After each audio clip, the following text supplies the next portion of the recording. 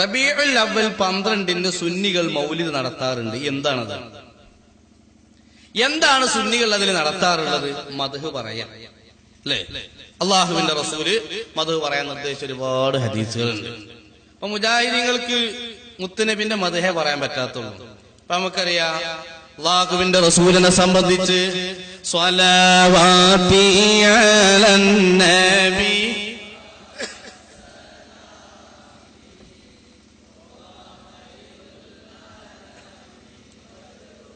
മുത്തുനബിനെ സംബന്ധിച്ച് ബദ്റു തമാം എന്ന് പറഞ്ഞാൽ അത് ശിർക്ക്. ലിശിദ്ദതി ഹുസ്നികിം യബ്കിൽ അനാമോ വശൈഖു മുഹമ്മദുൻ ബദ്റു തമാമോ. എടവണ്ണ ചേക്ക് മയമീനെ പറ്റി പറഞ്ഞാൽ അത് ചൊർക്കേ. അർത്ഥം പറഞ്ഞായിരിക്കും ഇത് ചക്കര, മറ്റേതെന്താ കൊപ്പരെ, കൊപ്പര അല്ലേ? തുതിയും സലവാത്തോ അതിനാൽ തുടങ്ങിടാൻ അരുൾ ചെയ്ത വേദാമ്പ. ശിർക്ക്. ഉമർ മൗലവിനെ പറ്റിയോ? കേഴുന്നു കേരള മക്കൾ നീന കോരോ രണ്ടാമനിൽ ദുഃഖം ശ്രവിക്കയാൽ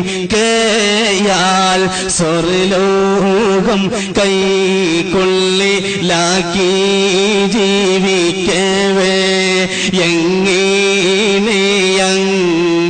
സമ്പാദിച്ചു ഭൂമിയെ കേഴുന്നു കേരള മക്കൾ നീനക്കൊലു രണ്ടാമനില്ലെന്ന ദുഃഖം ശ്രവിക്കയാൽ സ്വർഗത്തിലേക്കു ദിച്ചേത് വേദന ശാന്തി തൻ സായുജമടയുവാൻ.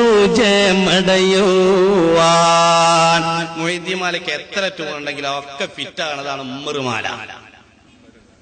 ഇങ്ങനെ കുറെ വാപ്പറുമാലയുമായിട്ട് ഇവര് രംഗത്ത് വരും. അതിലൊരു കുഴപ്പമല്ല. അതിലെന്താ പറഞ്ഞത്? സ്വർഗത്തിലേക്ക് കുതിച്ചോ ചക്കക്കുരു തെറിച്ചനായിരിക്കും, ഒരൊറ്റ തെറിച്ചന. പണ്ട് ഒരാള് ഒരു മയ്യത്തിനെ കബർക്ക് വെക്കണം എന്ന് പറഞ്ഞു. അല്ല, നിങ്ങളെ കയ്യ് വറക്കണ്ട്, നിങ്ങൾക്ക് വയസ്സായില്ലേ? അല്ല കുട്ടികളെ എന്നോട് തന്നെ വെക്കണം, വസിയത്ത് ഉണ്ട് എന്ന് പറഞ്ഞു. എന്നാ ശരി, കയ്യ് കൊടുത്തതാ. കയ്യ് കൊടുത്തോടുകൂടെ മയ്യത്ത് തറ്റ ചാടലാണ്. ഇയാളിങ്ങനെ മേപ്പിട്ട് നോക്കുമ്പോ ഇങ്ങനെ ദേഷ്യം പിടിച്ചേക്കുമ്പോ പറഞ്ഞു, മക്കളെ നിങ്ങളെ വാപ്പ ഹൂറിൽ നിങ്ങളെ കാണലും എന്റെ കയ്യിൽ നിന്ന് ചാടലും. ഈ കോലത്തിൽ ഒരൊറ്റ കുതിച്ചല സ്വർഗത്തിൽ എത്തിയല്ലേ എന്നുള്ള വിവരമല്ല. കാരണം ബാണം മുട്ടാനിക്കാണ് കുറ്റി എവിടെ ആടിയെന്ന് ആരും നോക്കലില്ലല്ലോ. അപ്പൊ ഇങ്ങനെ മഹാന്മാരെ പറ്റി പറഞ്ഞൂടാ, മൗലവിമാരെ പറ്റി പറയാം. മദ്ഹ് പറയാന്നുള്ളത് പുണ്യമാണ്. ദിക്റുൽ അംബിയാ ഇബാദ, ദിക്റു സ്വാലിഹീന കഫാറ. പിന്നെ അന്നദാനമാണ് നടത്തല്. ഹബീബായ റസൂലുള്ളാഹി തങ്ങൾ ഖദീജ ബീവിയുടെ പേരിൽ അന്നദാനം നടത്തിയത് സഹീഹുൽ ബുഖാരിയിലുണ്ട്. നമ്മൾ നബി തങ്ങളുടെ പേരിൽ അന്നദാനം അല്ലാഹു തആലാക്ക് വേണ്ടി നമ്മൾ നടത്തുന്നു. റുബ്ബമാ ദബഹ ഷാത്ത, അങ്ങനെ ഹദീസിലുള്ളത്. നമ്മൾ റുബ്ബമാ നദ്ഹബുൽ പോത്ത, നമ്മൾ ചിലപ്പോൾ എന്താവും പോത്തിനെ ഇറക്കുന്നു. റുബ്ബമാ നദ്ഹബുൽ കോഴി, അല്ലെങ്കിൽ നമ്മൾ കോഴി ഇറക്കും. അവരവരുടെ കപ്പാസിറ്റിക്ക് അല്ല കപ്പാസിറ്റിക്ക് അനുസരിച്ച് നമ്മൾ എന്ത് ചെയ്യും? അർക്ക് എന്താ നമ്മൾ ചെയ്യും, അല്ലേ? അപ്പൊ അത് വളരെ വ്യക്തമാണ്. ഇങ്ങനെയുള്ള പുണ്യകർമ്മങ്ങൾ റബീഉൽ അവ്വൽ 12 ചെയ്യാൻ പറ്റുമല്ലേന്നാ, അല്ലേ? അങ്ങനല്ലേ? റബീഉൽ അവ്വൽ 12 ചെയ്യാൻ പറ്റുകയില്ല ഈ പുണ്യകർമ്മങ്ങൾ എന്നത് പുത്തൻവാദം. റബീഉൽ അവ്വൽ 12 മദ്ഹ് പറയാൻ പാടില്ല, എല്ലാ സമയത്തും പാടാം. റബീഉൽ അവ്വൽ 12 പാടില്ല. റബീഉൽ അവ്വൽ 12 അന്നദാനം നടത്താൻ പാടില്ല. റബീഉൽ അവ്വൽ 12 ഇതുപോലെയുള്ള സ്വലാത്ത് എല്ലാം പാടില്ല, മജ്‌ലിസ് സംഘടിപ്പിക്കാൻ പാടില്ല എന്നതാണ് പുത്തൻവാദം. എന്തുകൊണ്ട്? ഒരു മുകല്ലഫായ മനുഷ്യന്റെ ഇബാദത്ത് 2 വിധമാണ്. ഒന്ന് മുഖയ്യദായ ഇബാദത്ത്, ഉപാധിയായ ഇബാദത്ത്. 2 മുത്ലഖായ ഇബാദത്ത്, ഉപാധിരഹിതമായ ഇബാദത്ത്. ഇപ്പൊ സ്വലാത്ത് ചൊല്ലുക, ഖുർആൻ ഓതുക, ഇൽമു പറയാം, അതൊക്കെ എന്താണ്? ഉപാധിരഹിതമായ ഇബാദത്താണ്. ഉപാധിയോടുകൂടെയുള്ള ഇബാദത്താണ്. ളുഹർ 4 നിസ്കരിക്കാൻ പാടുള്ളൂ, 5ാമത്തെ റക്അത്ത് പാടില്ല. പെരുന്നാക്ക് വാങ്ക് കൊടുക്കാൻ പാടില്ല. മയ്യിത്ത് നിസ്കാരത്തിന് വാങ്ങില്ല. അതൊക്കെ നിശ്ചിതമായ ഷർത്തുകളും രൂപങ്ങളും ഭാവങ്ങളും നിർണയിക്കപ്പെട്ട ഇബാദത്താണ്. എങ്കിൽ ചില ഇബാദത്തുകൾ അങ്ങനെയല്ല, സ്വലാത്തില്ല. ഇൽമു അറിഞ്ഞു കൊടുക്കുക അല്ലെ. ഇപ്പൊ ക്ലാസ് എടുക്കലുണ്ട്, സ്ഥാപനം ഉണ്ടാക്കലുണ്ട്, പലതും നടത്തുന്നുണ്ട്. അത്തരം ഇബാദത്തുകൾക്ക് പ്രത്യേകമായ വർഷമോ മാസമോ സമയമോ തെരഞ്ഞെടുക്കുന്നതിന് കുഴപ്പം ഇല്ല. ബഹുമാനപ്പെട്ട അബ്ദുല്ലാഹിബിൻ അംർ റളിയല്ലാഹു അൻഹു, അബ്ദുല്ലാഹിബിൻ ഉമർ റളിയല്ലാഹു അൻഹു ഇൽമു പറഞ്ഞു കൊടുക്കാൻ വ്യാഴാഴ്ച തെരഞ്ഞെടുത്തിരുന്നു. നിങ്ങൾ വ്യാഴാഴ്ച ക്ലാസ് എടുക്കണം എന്ന വല്ല ഹദീസിലുണ്ടോ? ഇല്ല. സഹീഹുൽ ബുഖാരിയിൽ കിതാബുൽ ഇൽമിൽ കാണാം. അങ്ങനെ ഒരുപാട് സംഭവങ്ങളുണ്ട്. അപ്പൊ ചുരുക്കത്തിൽ അതിന് കുഴപ്പമില്ല. ഇന്ന മിൻ ഖിയാരി ഇബാദില്ലാ, അല്ലാഹു തആല പൊരുത്തപ്പെടുന്ന ചില അടിമകൾ യുറാഊന ശംസ വൽ ഖമറ വൽ നുജൂബ, അവർ പ്രത്യേകമായ സമയങ്ങൾ തെരഞ്ഞെടുക്കും. ലിഅജ്ലി ദിക്രില്ലാ, അല്ലാഹു പൊരുത്തപ്പെടുന്ന നല്ല കാര്യങ്ങൾ പറയാൻ, പ്രശംസിക്കാൻ അതേ റബീഉൽ അവ്വലിൽ നടത്താറുള്ളൂ എന്ന് ഓർമ്മപ്പെടുത്തുന്നു. ഉമർ മൗലവിന്റെ അനുശോചന കാവ്യ ഞങ്ങൾ മാലയിട്ട് ചിത്രീകരിച്ചു.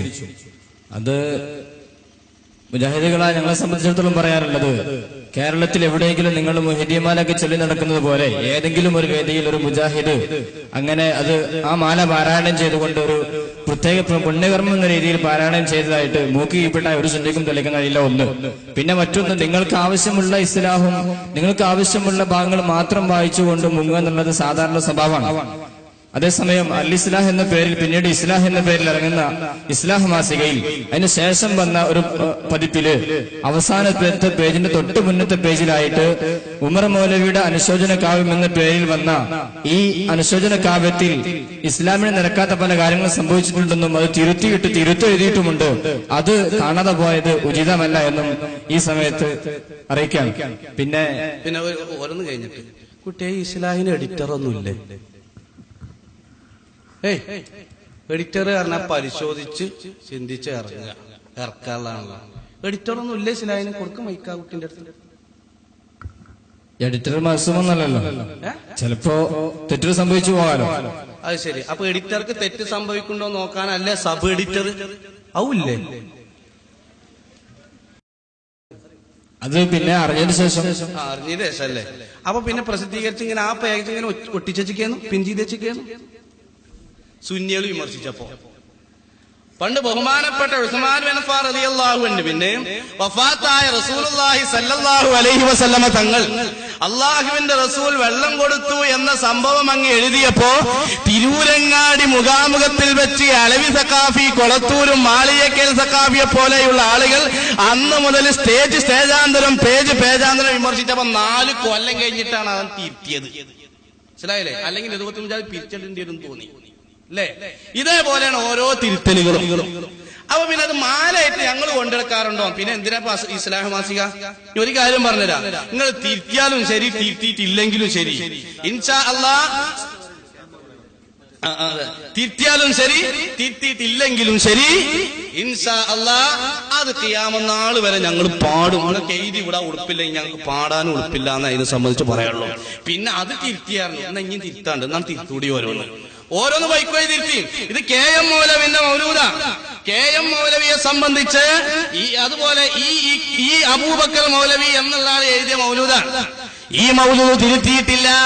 നേരത്തെ പറഞ്ഞ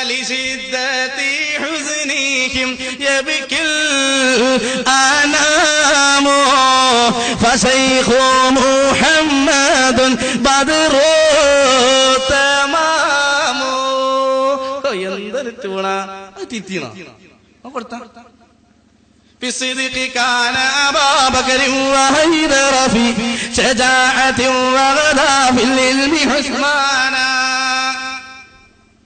തിരുത്തിണോ? അതിലെന്താ ഉള്ളത്? ബഹുമാനപ്പെട്ട സത്യത്തിന്റെ വിഷയത്തിൽ അബൂബക്കർ സിദ്ദീഖ് റളിയല്ലാഹു പോലെയാണ്. ഇതെന്താ തറാവി 20 പറഞ്ഞാൽ അംഗീകരിക്കാത്ത? ബെല്ലിപ്പാന്റെ ഡബിൾ പോലെ തലീക്കെട്ടി എന്താ കെട്ടാത്ത അല്ലേ? പലതും ചെയ്തിട്ടില്ലേ? പിന്നെ മൂപ്പർക്ക് എന്താണ് വഫീ ശജാഅത്തി, ധൈര്യത്തിന്റെ വിഷയത്തിൽ അലി ഇബ്നു അബി താലിബാൻ. അതുകൊണ്ടാണ് ആരോ ചടക്കം പൊട്ടിച്ച ഒച്ചകട്ടോട് കൂടെ പെണ്ണുങ്ങളെ പറത്തിയിട്ട് ഇങ്ങോട്ട് കൊടുങ്ങൽ ഒരു ഒറ്റ പോക്കരാ. അത് ധൈര്യത്തിന്റെ ഊക്കൊണ്ട് ഉസുർ വലിച്ചെന്ന് അറിഞ്ഞിട്ടില്ല നിങ്ങള് ഈ പട്ടാണ്. അപ്പൊ ചുരുക്കി പറഞ്ഞാല് ഉമർ മാല എന്നല്ല നിങ്ങൾ എഴുതി വെച്ചതാണ്.